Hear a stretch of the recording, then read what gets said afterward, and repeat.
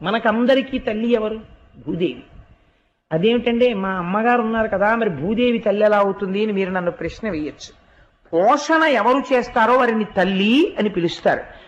పోషణ పృథివీ చేస్తోంది. ఎందుచేత? అమ్మ పాలివ్వాలనుకోండి, అమ్మ పాలివ్వాలంటే అమ్మ పోషకాహారం తింటే కదా పాలిస్తుంది. అమ్మకి ఆహారం ఎక్కడి నుంచి వస్తుంది? పృథివీలోంచి వస్తుంది. పృథివీ వికారమైన ఒక యాపిల్ పండును అమ్మ తింటే ఆ పృథివీ వికారమైన యాపిల్ పండు అమ్మ దగ్గర పాలగా మారుతున్నాయి. ఆ పాలు పృథివీ వికారమైన ఈ శరీరం పుచ్చుకుని మళ్ళీ ఇంకొంచెం పృథివీ వికారంగా పెరుగుతోంది, పెద్దదవుతోంది. కాబట్టి ఇప్పుడు అందరినీ పోషించేది ఎవరు? అమ్మ పోషిస్తోంది. కాబట్టి భూదేవి అమ్మ. వీడేమన్నాడు? నాకు అమ్మ ఎవరో తెలియడం లేదు అన్నాడు. కాబట్టి దేన్ని వదిలిపెట్టాడు? ప్రాగ్జ్యోతిషపురాన్ని విడిచిపెట్టి వాడు మాహిష్మతీపురంలో ఎక్కువ గడుపుతూ ఉండేవాడు.